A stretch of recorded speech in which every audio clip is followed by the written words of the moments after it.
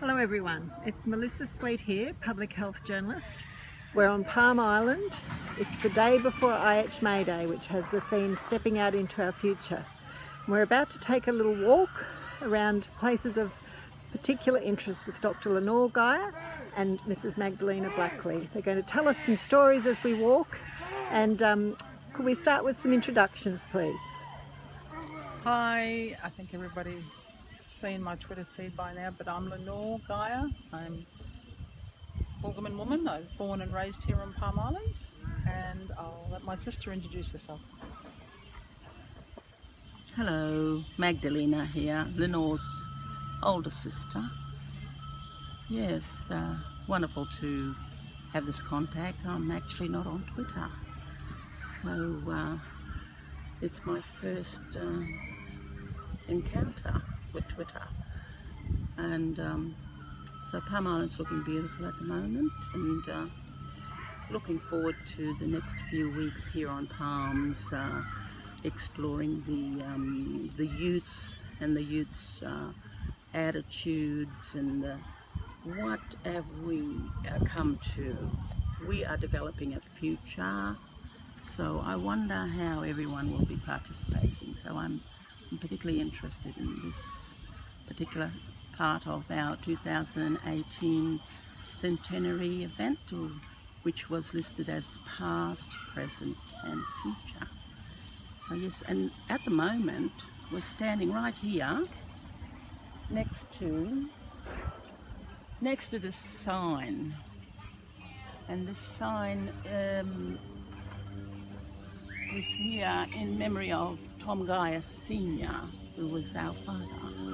And it says here above that he was working always for equal rights and many other things as well. He was a wonderful father, great role model, good father, hunter, gatherer, fisherman, absolutely marvellous father. I'll just pass you back to Lynore. Thanks, Maggie. Or Magdalena. I can call her Maggie. She's my sister. But yes, we're here at Tom Geia Bridge, and I think it's really the analogy of the bridge is really like in reference to our father. He was a bridge between the two worlds of politics and Palm Island. You know, he was a great advocate and political activist for this community, and he worked well with non-Indigenous people to further the community. So the bridge is you know, a wonderful representation of just about who he was, wasn't he? Because he was a bridge in the community too, to other families. It's a fine choice. Yes, yeah, and steel, and he was a strong man. He was a really strong man. So he's passed his legacy on to us, onto our siblings, brothers and sisters. Yeah.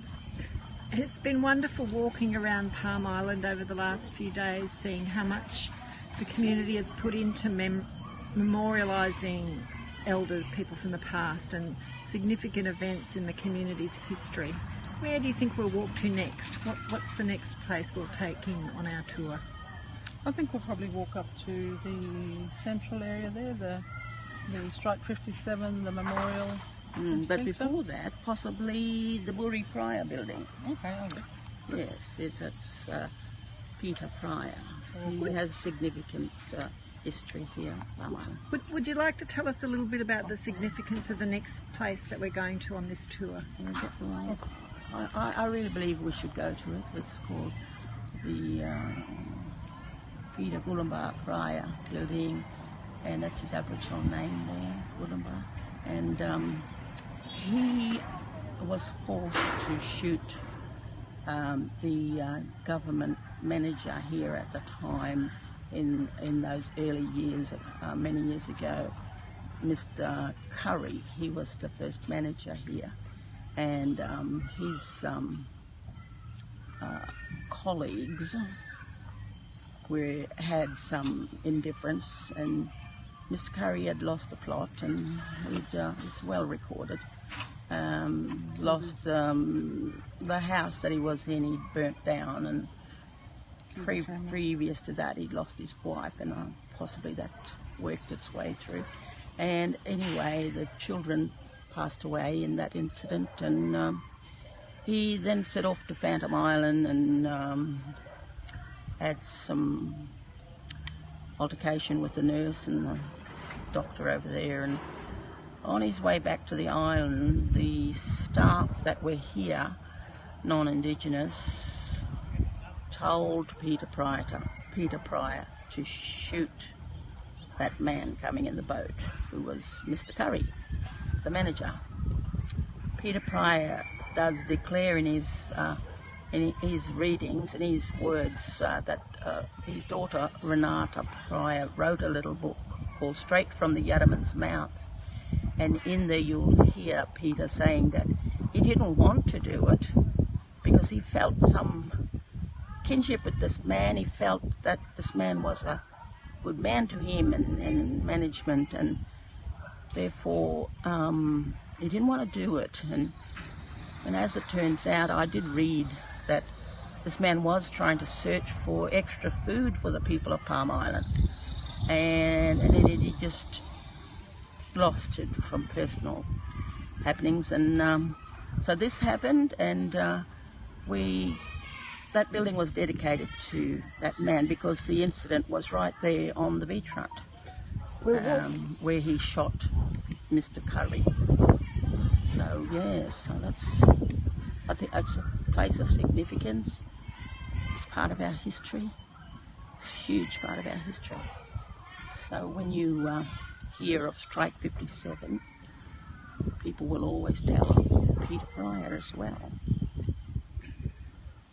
Thank you for sharing that story. We'll walk down there, but just before we do, Magdalena, you have many roles in this community. You work with the children at the school. You're a grandmother, mother, auntie, sister, but you also have another role in that you've contributed to a fabulous piece of storytelling about Palm Island's history. Would you like to tell us a little bit about the play you're involved with?